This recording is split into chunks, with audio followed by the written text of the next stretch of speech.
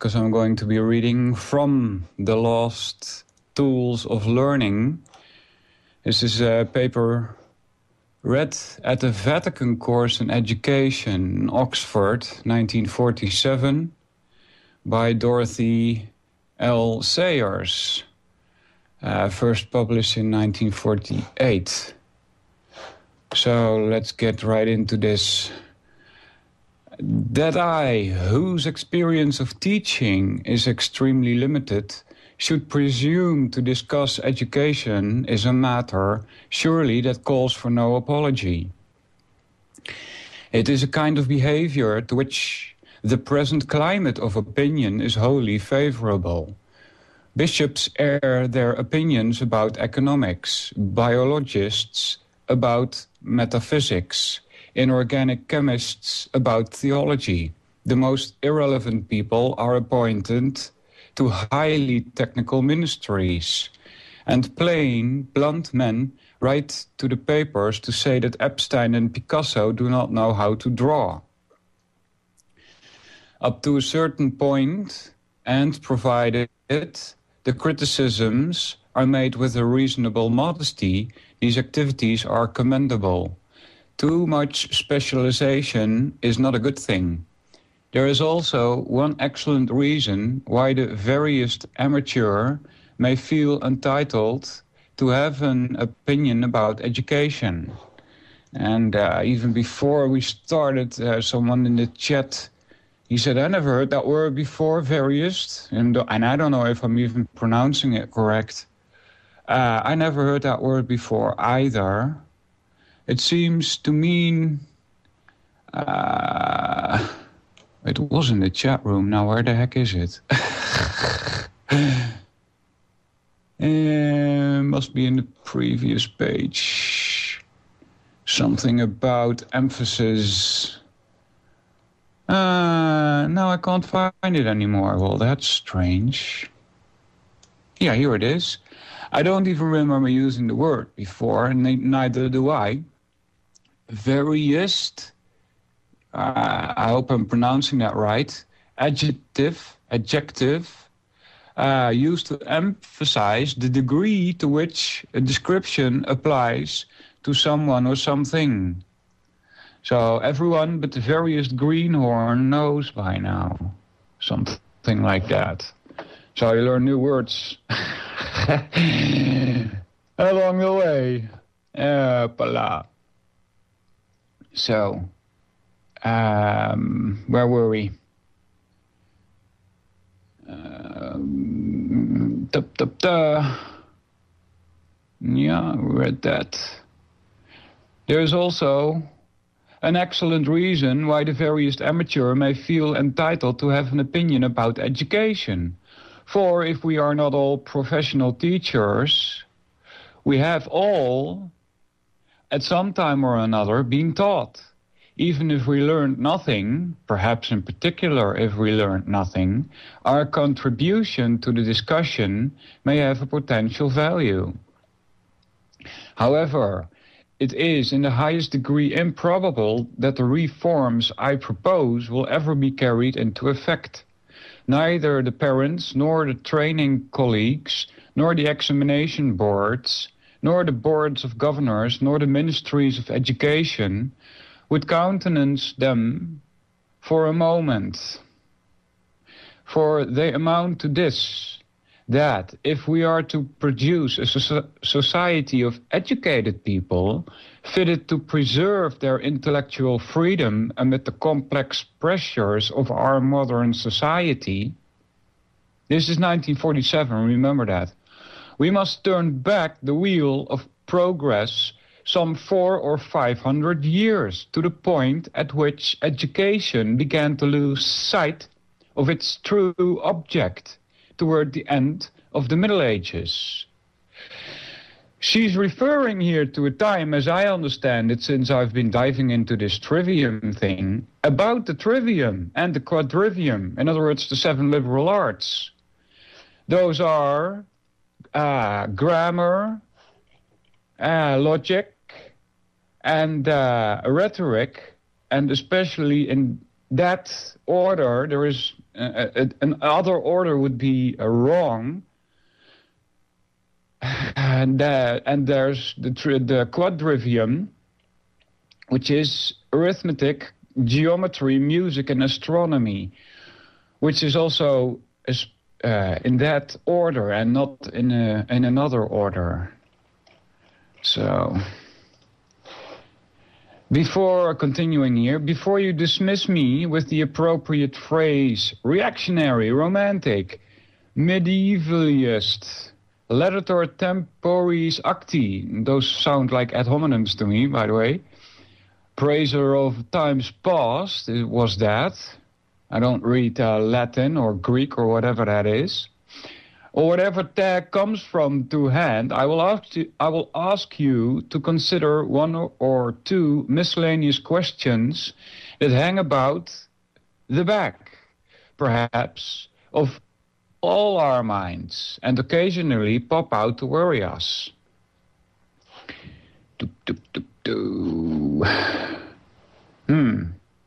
I hope I didn't miss a call there. If I did, call back and wait for me to pick you up. When we think about the remarkable early age at which the young men went up to university in, let us say, Tudor times, and thereafter were held fit to assume responsibility for the conduct of their own affairs, are we altogether comfortable about the artificial prolongation of intellectual childhood and adolescence into the years of physical maturity, which is so marked in our own day? To postpone the acceptance of responsibility to a late date brings with it a number of psychological complications which, while they may interest the psychiatrist, are scarcely beneficial either to the individual or to society. The stock argument in favor of postponing the school-leaving age and prolonging the period of education generally is there in now so much more to learn than there was in the Middle Ages. This is partly true, but not wholly. The modern boy and girl are certainly taught more subjects, but does that always mean that they actually know more? Okay. And welcome to the radio, Jeff in Massachusetts. Oh, yes. What can I do for you? Oh, yes. So when we talk about education, I have some good stuff about education. Now, back to the caller, Jeff. What were you going to say? Go ahead. Oh, yes. Education, like the public school education as we know it today, was founded in Boston, Massachusetts. Horace Mann founded public school education as we know it today. And the first public school in the country is Boston Boys Latin in Boston, Massachusetts. And when it comes to education, I really recommend homeschooling or a private school, because a private school you have to compete for the dollars, and if you're not on your A game as a private school, guess what? Those dollars get pulled out because it's private. The public school system in America is so bloated with unions and so bloated with bureaucracy that bad teachers can stay in the system and indoctrinate our kids with communist propaganda in the public school system. So when the kids graduate from public school, they know how to put a condom on a cucumber, but know hardly anything about American history, nor care about anything, because the academics are so dry in there that the only way you really learn anything is on your own. And if you learn too much on your own, you become a right-wing patriot like myself. So, a Yahoo wearing a white robe and a pointed hood. So kids, don't get too educated, or you'll become a Klansman. Or if you're black, you become a race traitor and a sellout. Because you see, everybody has to be dumb, like the movie Idiocracy. So just remember that. Don't get too educated, or it might make you nutty and unstable. And, or, I mean, unless you work for the system. If you work for the system, education is just fine. But it has to be their education. And this is really scary. I mean, we are, communism is the beehive, which is you have the queen bee running everything, and the only thing in the beehive is drones, and workers, and so forth. And that is communism, a beehive. Yeah. Yeah, here in the Netherlands, it's even so bad that it's written in our constitution that government is responsible for schooling. So wow. they're not ever going to let the children know anything that has to do with rising up against government or trying to figure out a different way of living. Exactly. It becomes like Animal Farm in 1984. To where once you become like Europe, the people are like sheep. They go bah. And what is a sheep good for? It's good for wool. It's good for food, and it's good for other things that cannot be said on the radio. And I'm sorry, I am not a sheep. I am not some neutered sheep. I'm not a wolf, but I'm not a sheep.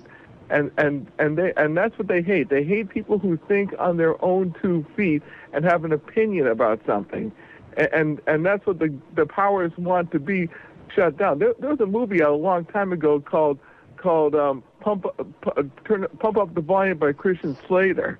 And you know the whole premise of the movie, though it's raunchy and has bad language, it's all about pirate radio talk show hosts. And the FCC tries to shut down this pirate talk show host, and you know pretty soon all these alternative talk shows are going to be like pirate radio off the ocean, out in international waters, putting out information. They're already working on legislation to put that forth, not only here in the Netherlands, but also in other countries. Here in the Netherlands, they can shut down your website, and the bad thing is that the prosecutor can do this without a judge. That's sick. So they are crossing the borders that we have. You know, we have the same kind of division of powers. It's the big 3 divisions at the top, you know. We have that here too. But so they're crossing those borders now. Yes. The Netherlands is 10 times worse than America when it comes to this communism. But yeah, probably. Oh no, Europe is. I mean, you're convinced, but you're right. You know, since the Berlin Wall fell, you can see more and more of the communist traits coming here. But there's other things as well you can notice. I mean, think about it for a moment. Geographically, you guys are practically next to China and Russia. I'm talking about the whole European continent. I mean, you have Eastern Europe, which is communist. So you guys are right next door to it. I mean, all we have is Mexico and Canada. I mean, Cuba is off our coast, but it's an island. I mean, you guys are right next. You guys are practically right next to Russia. Now, as far as communism is concerned, one of the things I don't want to say fear, but think about is even as a caller, having that knock on the door one day and have my voice recorded and say, Jeff from Chelsea, have you said this? And they'll record what I have to say, and I'll go, I said it proudly, and then the cuffs go on me, and I'm dragged to some undisclosed location. I'm waiting for that to happen. I hope it doesn't happen, but that's something that's always in my mind as a caller. When I talk to people or when I say stuff on a talk show, just having all this stuff bite me in the rear end. The emails I send out and so forth. So if we don't have an educated populace, they're just going to pick us off one by one, and that's what the New World Order wants. Well, Souvenir, I thank you for having me on the broadcast, and have a nice day. Yeah, you're welcome, Jeff. And one thing I want to add, though, to this whole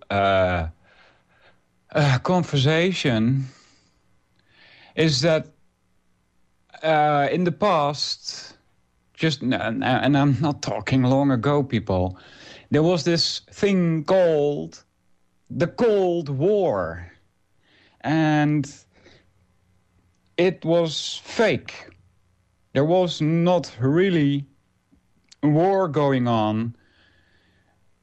And the same thing applies here also. I mean, you have to come with very good arguments and research documents to make me believe that there is some kind of geopolitical war going on. The only war that really matters is the war that is waged on all of us, on the whole of humanity. There's, I should get the exact source for this. There seems to be a book from which was read, and this book was from 1930, and it was from think tanks in those days.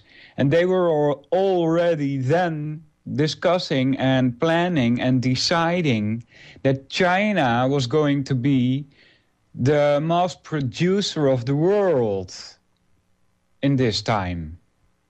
So I don't believe in all those fake geopolitical war games, to be honest with you. And I'm going to continue here with this paper, this speech written by Dorothy Sayers. Has it ever struck you as odd or unfortunate that today, when the proportion of literacy throughout Western Europe is higher than it has ever been, people should have become susceptible to the influence of advertisement and mass propaganda to an extent hitherto unheard of and unimagined? Yeah, I would like to add here that since I've been digging into this trivium, I begin to understand why the people that have been digging into this longer are saying that language is a tool to enslave people until you've understood what the trivium and quadrivium are about. Language is being used against us. So, continuing here. Do you put this down to the mere mechanical fact that the press and the radio and so have made propaganda much easier to distribute over a wide area? Or do you sometimes have an uneasy suspicion to the product of modern educational methods is less good than he or she might be at disentangling fact from opinion and the proven from the plausible? Well, exactly, because that's what you're using the trivium for. It's very important, the grammar, the logic, and the rhetoric, especially in that order. Because first you have to pick up the grammar. That means the pieces of information, building blocks, that you get via your five senses. And then after that, you start using logic and trying to see if they fit together. And if it doesn't fit together, you remove the contradictions. And check fact again, the grammar. So this is very important. That is how you, what does she say here? Disentangle fact from opinion and the proven from the plausible. Okay? Continuing, have you ever, in listening to a debate among adult and presumably responsible people, been fretted by the extraordinary inability of the average debater to speak to the question or to meet and refute the arguments of speakers on the other side? Or have you ever pondered upon the extremely high incidence of irrelevant matter which crops up at committee meetings, and upon the very great rarity of persons capable of acting as chairmen of committees? And when you think of this and think that most of our public affairs are settled by debates and committees, have you ever felt a certain sinking of the heart? Have you ever followed the discussion in the newspaper or elsewhere, or noticed how frequently writers fail to define the terms they use? Yeah, that is an important factor too. I know, for instance, for sure that in the past radio events that I've done, I've used terms that, when I say them, have a completely different meaning that I think they have, then people on the other side, the audience, is receiving it. They may have a totally different definition of the terms used. So, continuing, or how often, if one man does define his terms, another will assume in his reply that he was using the terms in precisely the opposite sense to that in which he has already defined them. A good term, to give as an example, would be liberal. Have you ever been faintly troubled by the amount of slip-hot syntax going about? And, if so, are you troubled because it is inelegant or because it may lead to dangerous misunderstandings? Do you ever find that young people, when they have left school, not only forgot most of what they have learned, that is only to be expected, it says here between brackets. Someone in the chat was asking, why is that only to be expected? Well, I'm thinking that may have to do with the fact that so much of what you supposedly learn in school is useless. You know, your brain, your essence, doesn't see a necessity for it to be stored in a special memory bank so that you learn and remember it. Okay, maybe something like that. I don't know. I mean, they don't even know what memory is. There's not a specific area in the brain that you can point to and say, well, that's where the memory is. You know, it doesn't work like that. Okay, continuing. But forget also or betray that they have never really known how to tackle a new subject for themselves. Are you often bothered by coming across grown-up men and women who seem unable to distinguish between a book that is sound, scholarly, and properly documented, and one that is, to any trained eye, very conspicuously none of these things? Or who cannot handle a library catalogue? Or who, when faced with a book of reference, betray a curious inability to extract from it the passages relevant to the particular question which interests them? Do you often come across people for whom, all their lives, a subject remains a subject, divided by watertight bulkheads from all other subjects, so that they experience very great difficulty in making an immediate mental connection between, let us say, algebra and detective fiction, sewage disposals and the price of salmon, or, more generally, between such spheres of knowledge as philosophy and economics, or chemistry and art? Are you occasionally perturbed by the things written by adult men and women for adult men and women to read? We find a well-known biologist writing in a weekly paper to the effect that it is an argument against the existence of a creator. I think he put it more strongly, but since I have most unfortunately mislaid the reference, I will put his claim at its lowest. An argument against the existence of a creator, that the same kind of variations which are produced by natural selection can be produced at will by stock breeders. One might feel tempted to say that it is rather an argument for the existence of a creator.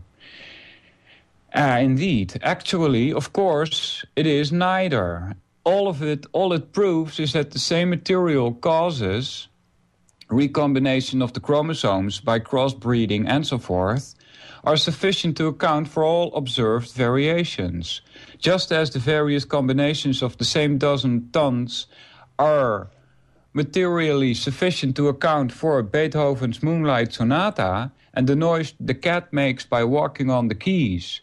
But the cat's performance neither proves nor disproves the existence of Beethoven. And all that is proved by the biologist's argument is that he was unable to distinguish between a material and final cause. Okay.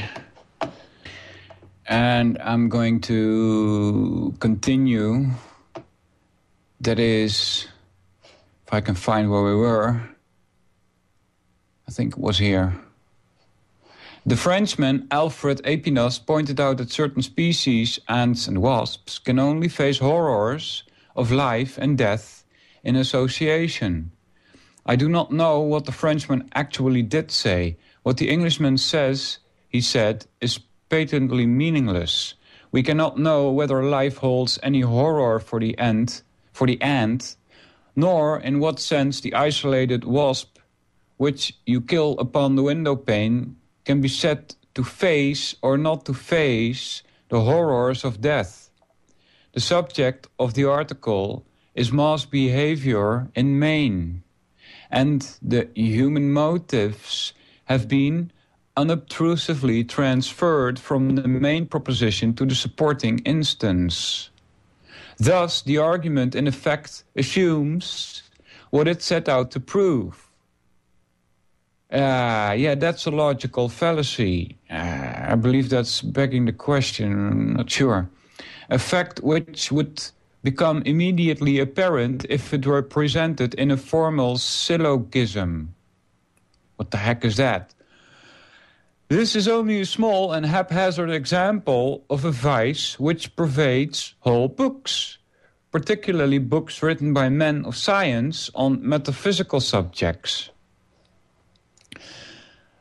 And I want to remind you, you can call in 716-213-6816. If I don't pick up immediately, please be patient.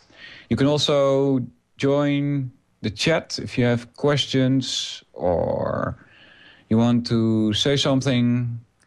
You can go to solvinoradio.com, click on the chat link and pick a name, or if you've already had experience with Chatango, then you'll have no trouble finding it. So there we go, let's continue here. Another question from the same issue of the TLS comes in fittingly here to wind up this random collection of disquieting thoughts. This time from a review of Sir Richard Livingstone's Some Tasks for Education. More than once, the reader is reminded of the value of an intensive study of at least one subject, so as to learn the meaning of knowledge and what precise precision and persistence is needed to attain it. Yet, there is elsewhere full recognition of the distressing fact that a man may be master in one field and show no better judgment than his neighbor anywhere else. He remembers what he has learned, but forgets altogether how he learned it. It's the how you learn things that is important here. I would draw your attention particularly to that last sentence, which offers an explanation of what the writer rightly calls distressing fact, that the intellectual skills bestowed upon us by our education are not readily transferable to the subjects other than those in which we acquired them. He remembers what he has learned, but forgets altogether how he learned it. It is not the great defect of our education today, a defect traceable through all the disquieting symptoms of trouble that I have mentioned, that although we often succeed in teaching our pupils subjects, we fail lamentably on the whole in teaching them how to think. They learn everything except the art of learning.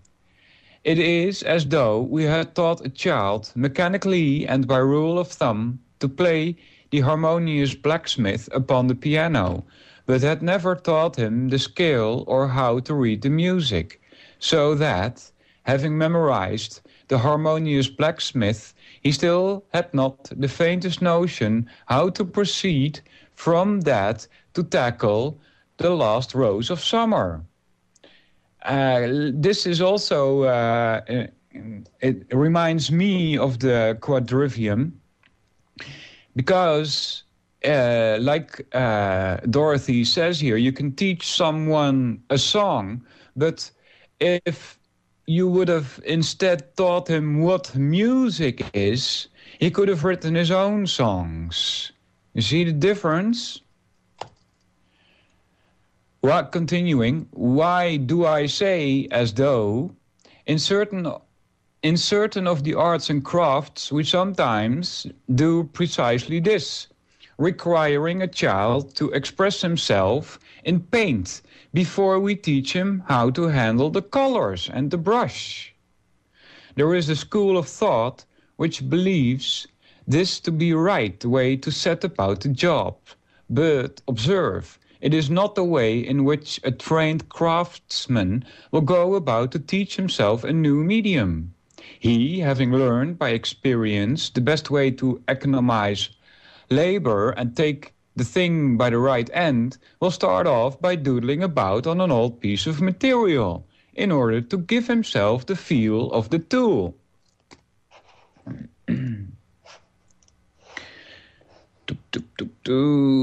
Now, let us look now at the medieval scheme of education, the syllabus of the schools. It does not matter for the moment whether it was devised for small children or for older students, or how long people were supposed to take over it. What matters is the light it throws upon what the man of middle age is supposed to be the object of the right order of the educative process. The syllabus was divided into two parts, the trivium and the quadrivium. The second part, the quadrivium, consisted of subjects and need not for the moment concern us. Phew. And because I'm still, dealing with this trivium and trying to understand what's going on here. The interesting thing for us is the composition of the trivium, which preceded the quadrivium and was the preliminary discipline for it. It consisted of three parts, grammar, dialectic, and rhetoric, in that order. Okay, now, I've been saying, and this is what we've been taught, grammar, logic, and rhetoric. But logic, it actually, according to Jan Irvin, should say grammar, logic/dialectic, and rhetoric. Okay, so I don't know if you have a comparison word for the Dutch word monoloog, because when I translate dialectic, I get dialectiek, that's Dutch. It's much the same. It reminds of two people speaking, dia is two.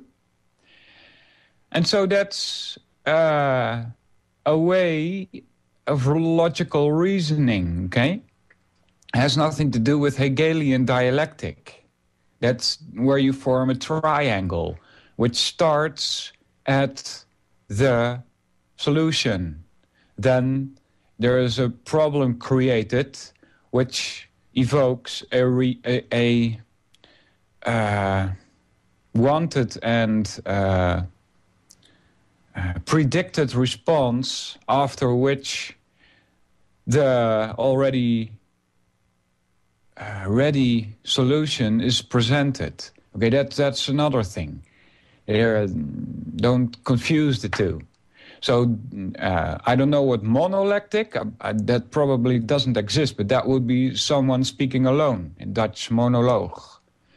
And dialoog is two people. dialectic. So, continuing anyway, before I confuse you more. Oh, pala, pala. Now, the first thing we notice is that two, at any rate, of these subjects are not what we should call subjects at all. They are only methods of dealing with subjects. Grammar, indeed, is a subject in the sense that it does mean definitely learning a language. At that point, it meant learning Latin. So I'm going to get right back into where we were. I'm going to start back one sentence. Grammar, indeed, Grammar, indeed, is a subject in the sense that it does mean definitely learning a language. At that period, it meant learning Latin. But language itself is simply the medium in which the thought is expressed. The whole of the trivium was, in fact, intended to teach the pupil the proper use of the tools of learning, before he began to apply them to subjects at all. First, he learned a language, not just how to order a meal in a foreign language, but the structure of a language, and hence of the language itself, what it was, how it was put together, and how it worked. Secondly, he learned how to use the language, how to define his terms, and make accurate statements, how to construct an argument and how to detect fallacies in arguments. Dialectic, that is to say, embraced logic and disputation. Thirdly, he learned to express himself in language, how to say what he had to say elegantly and persuasively. At the end of his course, he was required to compose a thesis upon some theme set by his master or chosen by himself, and afterwards to defend his thesis against the criticisms of the faculty. By this time, he would have learned, or woe betide him, not merely to write an essay on paper, but to speak audibly and intelligibly from a platform, and to use his wits quickly when heckled. There would also be questions, cogent and shrewd, from those who had already run the gauntlet of debate. It is, of course, quite true that bits and pieces of the medieval traditions still linger or have been revived in the ordinary school syllabus of today. Some knowledge of grammar is still required when learning a foreign language. Perhaps I should say is again required. For during my own lifetime, we passed through a phase when the teaching of I don't know what it is, declensions or declensions and conjugations was considered rather reprehensible. And it was considered better to pick these things up as we went along. School debating societies flourish. Essays are written. The necessity for self-expression is stressed and perhaps even overstressed. But these activities are cultivated more or less in detachment and belonging to the social subjects in which they are pigeonholed rather than as forming one coherent scheme of mental training to which all subjects stand in subordinate relation.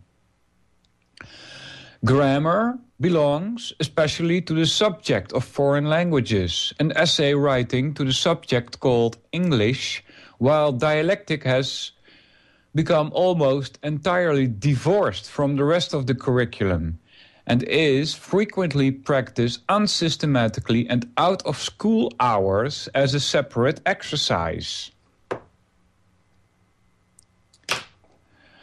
only very loosely related to the main business of learning. Taken by and large, the great difference of emphasis between the two conceptions holds good. Modern education concentrates on teaching subjects, leaving the method of thinking, arguing, and expressing one's conclusions to be picked up by the scholar as he goes along. Medieval education concentrated on first forging and learning to handle the tools of learning, using whatever subject came handy as a piece of material on which to doodle until the use of the tool became second nature.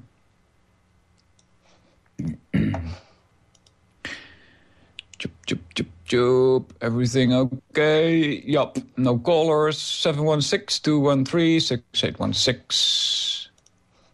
If you want to talk to the people, you can do so. Subjects of some kind there must be, of course. One cannot learn the theory of grammar without learning an actual language, or learn to argue and orate without speaking about something in particular. The debating subjects of the Middle Ages were drawn largely from theology, or from the ethics and history of antiquity. Often, indeed, they became stereotyped, especially towards the end of the period, and the far-fetched and wire-drawn absurdities of scholastic argument fretted Milton and provide food for merriment even to this day. Whether they were in themselves any more hackneyed, I don't know what that is. Too many words that I don't know, lol. Whether they were in themselves any more hackneyed and trivial than the usual subject set nowadays for essay writing, I should not like to say. We may ourselves grow a little weary of a day in my holidays and all the rest of it. But most of the merriment is misplaced, because the aim and object of the debating thesis has now been lost sight of.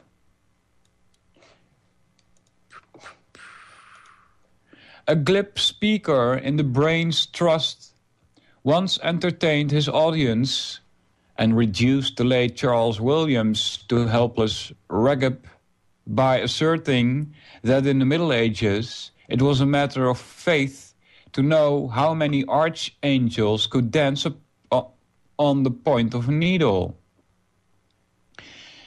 I need not say, I hope, that it was never a matter of faith. It was simply a debating exercise whose set subject was the nature of angelic substance. Were angels material, and if so, did they occupy space?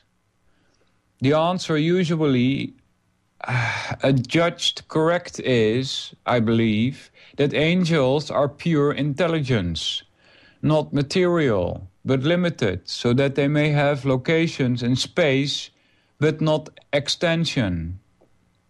An analogy might be drawn from human thought, which is similarly non-material and similarly limited. And we're going to continue here. You can call in 716. So 716-213-6816. If you want to talk about anything, you can change the subject or topic. Doesn't matter. Let's continue where I left off. Thus, if your thought is concentrated upon one thing, say the point of a needle, is it located there in the sense that it is not elsewhere, but although it is there, it occupies no space there, and there is nothing to prevent an infinite number of different people's thoughts being concentrated upon the same needle point at the same time. The proper subject of the argument is thus seen to be the distinction between location and extension in space. The matter of which the argument is exercised happens to be the nature of angels, although, as we have seen, it might equally well have been something else.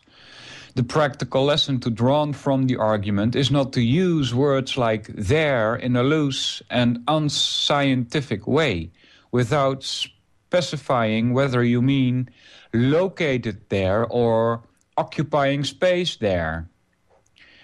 Scorn in plenty has been poured out upon the medieval passion for hair-splitting, but when we look at the shameless abuse made in print and on the platform of controversial expressions with shifting and ambiguous connotations, we may feel it in our hearts to wish that every reader and hearer had been so defensively armored by his education as to be able to cry, "Distinguo!"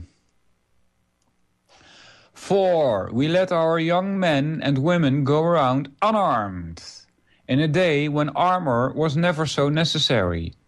By teaching them all to read, we have left them at the mercy of the printed word. By the invention of the film and the radio, we have made certain that no aversion to reading shall secure them from the incessant battery of words, words, words. They do not know what the words mean. They do not know how to ward them off or blunt their edge of fling or fling them back. They are prey to words in their emotions instead of being the master of them in their intellects. We, who were scandalized in 1940, when men were sent to fight armored tanks with rifles, are not scandalized when young men and women are sent into the world to fight masked propaganda with a smattering of subjects. And while whole classes and whole nations become hypnotized by the art of the spellbinder, we have the impudence to be astonished.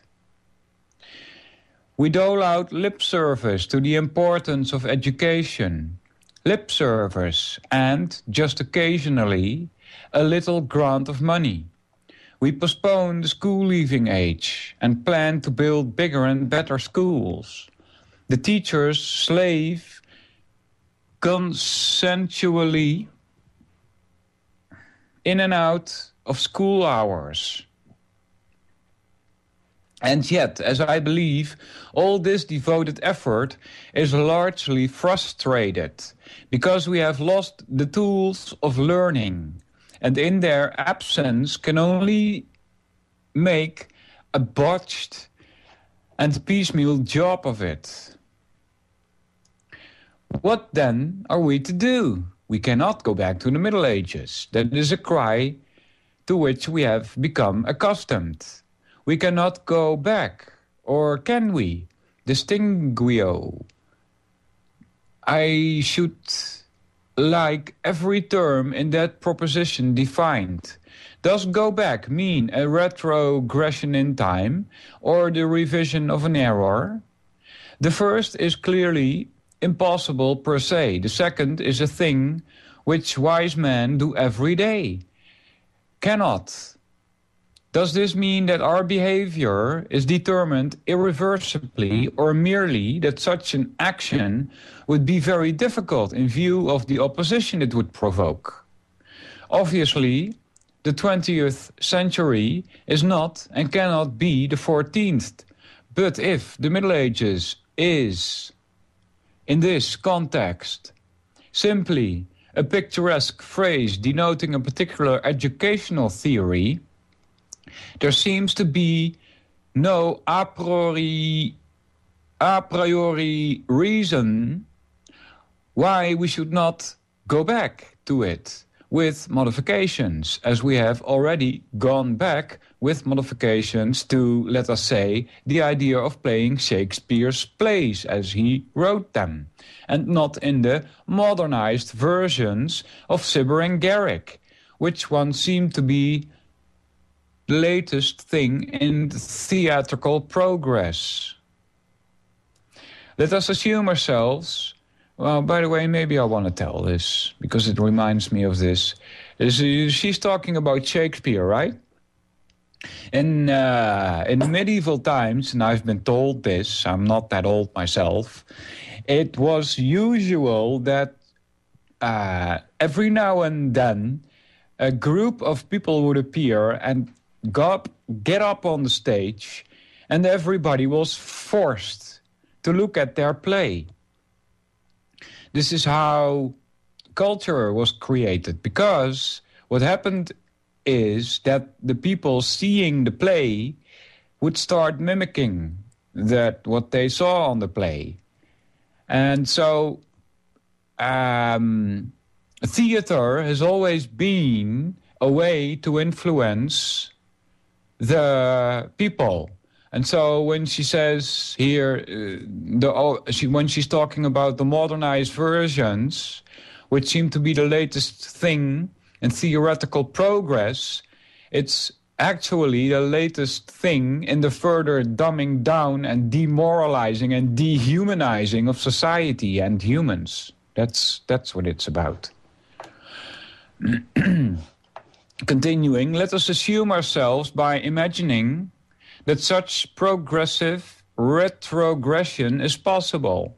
Let us make a clean sweep of all educational authorities and furnish ourselves with a nice little school of boys and girls whom we may experimentally equip for the intellectual conflict along the lines chosen by ourselves. We will endow them with exceptionally docile parents. We will staff our school with teachers who are themselves perfectly familiar with the aims and methods of the trivium. We will have our buildings and staff large enough to allow our classes to be small enough for adequate handling. And we will postulate a board of examiners willing and qualified to test the products we turn out. So the topic of today is I'm reading this thing that was spoken in 1948 by Dorothy. And it has to do with the trivium. She's talking about the trivium. And I think in the future I will be giving more and more attention to this topic, because it's a prerequisite to all other things, as you may have catched from the words that she spoke, and I've re-spoken again here, is that you need the trivium to be able to study any subject. Because if you take any subject matter and you want to learn about then you start with the grammar and the pieces of information about a certain subject. So you have to know what grammar is. Okay? Check out also William Roberts' broadcasts. I believe it was last Friday. And he gave... he read from dictionaries and Encyclopedia Britannicas about grammar. So check them out. It's important. And if you can even listen to them twice, because I think some of these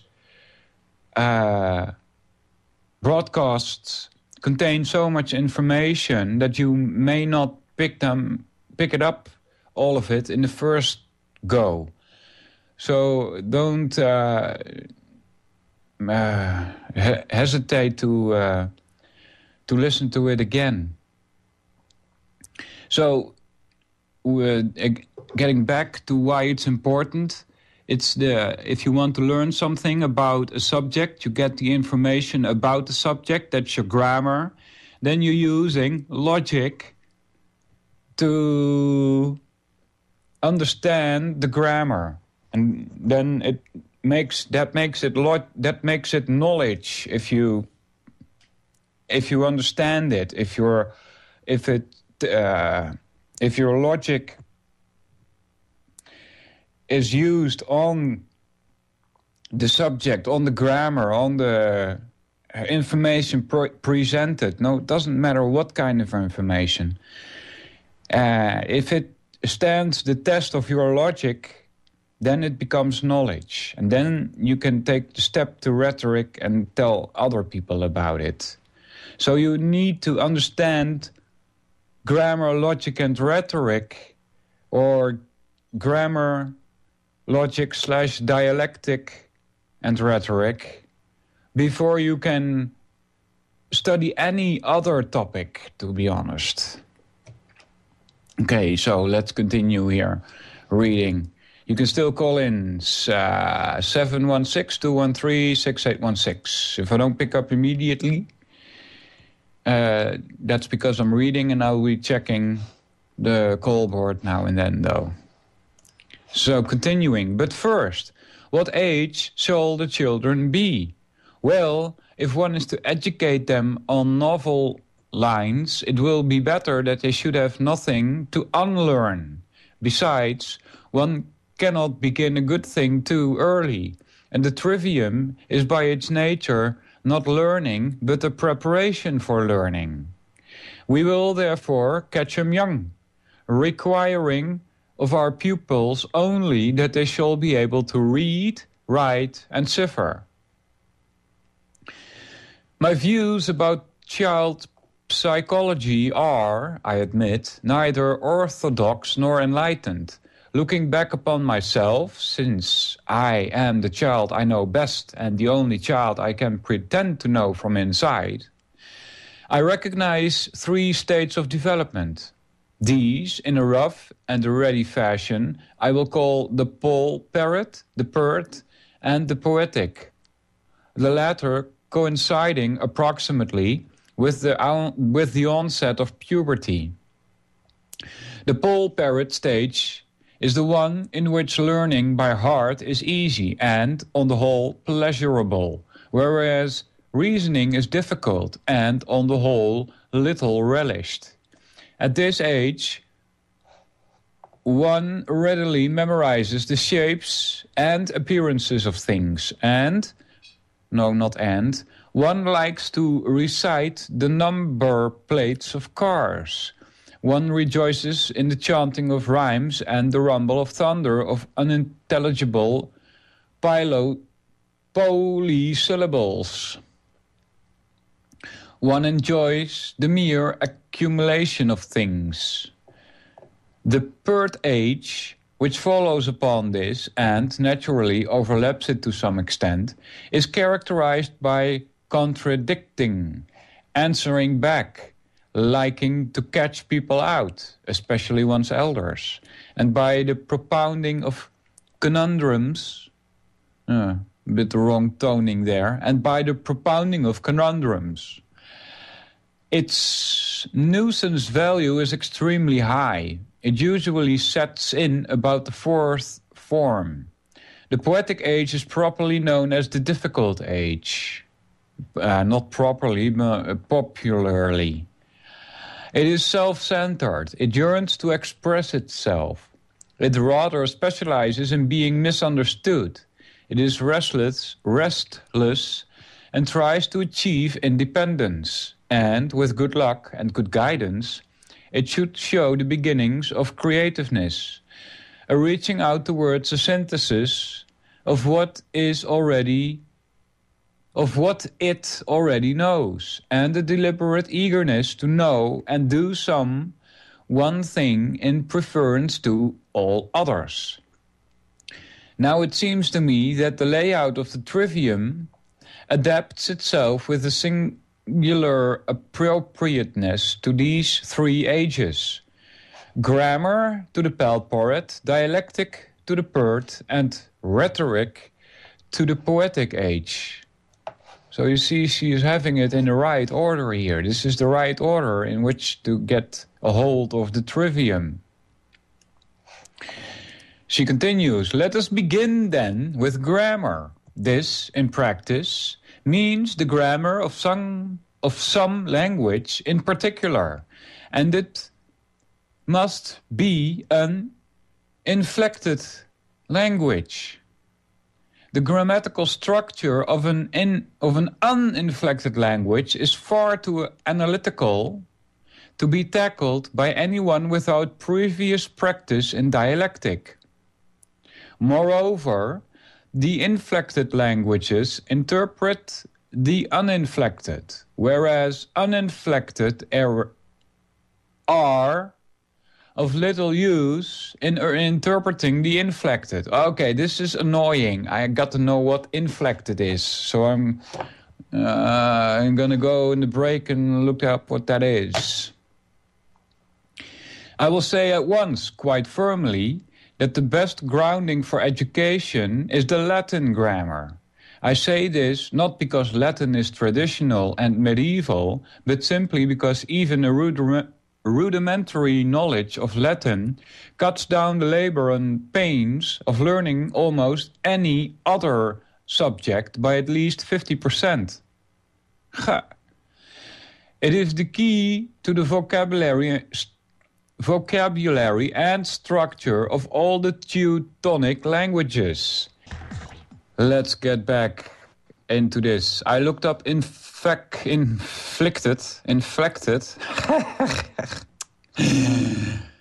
It's a verb, apparently. 1, to modulate, that's the voice. 2, grammar. A, to apply inflection to a word. 2, a B, to recite or display all or a distinct set of inflections of a word, decline or conjugate. 3, to bend, turn from a direct line or course. There is another inflected verb used without object. 5, grammar, to be characterized by inflection. So, inflection. Noun. 1, modulation of the voice, changing in pitch of or tone of voice. 2, also flexion, grammar. The process or device of adding affixes. 2, or changing the shape of a base to give a different syntactic function without changing its form class. B, the paradigm of a word. C, a single pattern of formation of a paradigm. Noun, inflection, verb, inflection. D, the change in the shape of a word, generally by affixations, by means of which a change of meaning or relationship to some other word or group is indicated. E, the affix added to produce this change, as the S in dogs or the ED in played. F, the systematic description of such processes in a given language, as in serves from serve, sings from sing, and harder from hard, contrasted with derivation. Okay, that's enough on inflection and inflected. From there you should be able to understand what uninflected is. And if you want a PDF of this, send me an email and I'll send you a link to the PDF. It's solvinor1@yahoo.com, SOLVINUR, the number 1 @yahoo.com. Excuse me. Now, where were we?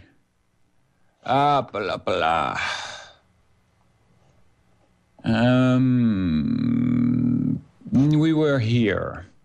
Those whose pedantic preference for a living language persuades them to deprive their pupils of all these advantages might substitute Russian, whose grammar is still more primitive. Russian is, of course, helpful with the other Slav dialects. There is something also to be said for classical Greek, but my own choice is Latin. Having thus placed the classicists among you, I will proceed to horrify them by adding that I do not think it is either wise or necessary to cramp the ordinary pupil upon the Procrustean bed of the Augustan age, which is highly elaborate and artificial, with its highly elaborate and artificial verse forms and oratory. Post-classical and medieval Latin, which was a living language right down to the end of the Renaissance, is easier and in some way livelier.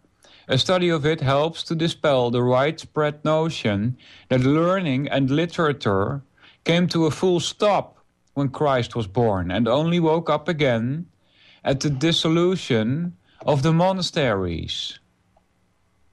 Latin should be begun as early as possible, at a time when inflected speech seems no more astonishing than any other phenomenon in an astonishing world, and when the chanting of amo, amas, amat is as ritually agreeable to the feelings as chanting of ini, mini, mini, mo. During this age, we must, of course, exercise the mind on other things besides Latin grammar. Observation and memory are the faculties most lively at this period, and we are to learn a contemporary foreign language. We should begin now, before the facial and mental muscles become rebellious to strange intonations. Spoken French or German can be practiced alongside the grammatical discipline of the Latin. I don't recommend trying to speak German. Take French. Yeah, it's better for your ears, so to speak. Don't even try Dutch either.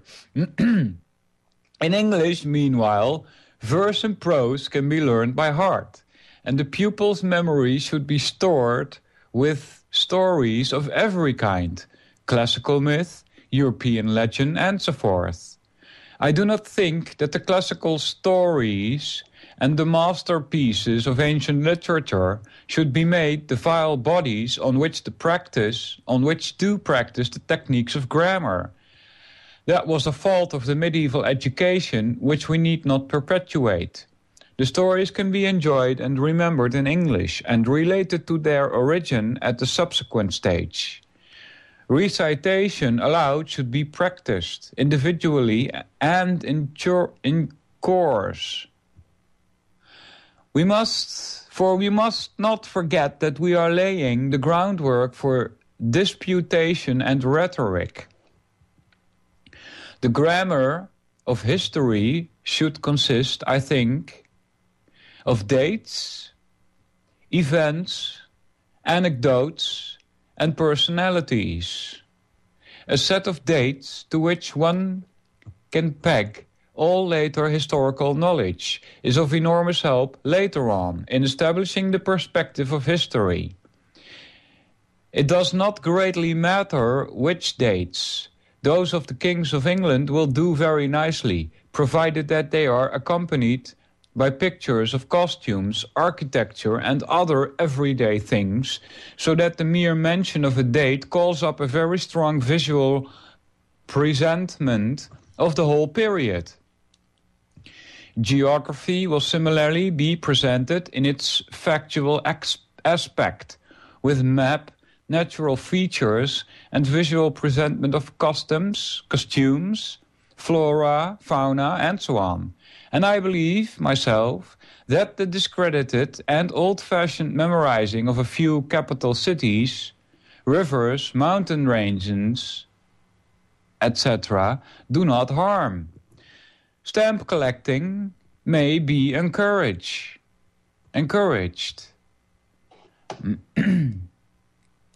Science, in the Paul Parrot period, arranges itself naturally and easily around collections, the identifying and naming of specimens, and, in general, the kind of things that used to be called natural philosophy. To know the name and properties of things at this age is a satisfaction in itself. To recognize a devil's coach horse at sight and assure one's foolish elders that, in spite of its appearance, it does not sting. To be able to pick out Cassiopeia and the Pleiades, and perhaps even to know who Cassiopeia and the Pleiades were. To be aware that a whale is not a fish and a bat not a bird. All these things give a pleasant sensation of superiority. Oh my God. Yeah. Well, to know a ring snake from an adder or a poisonous from an edible toadstool is a kind of knowledge that also has practical value.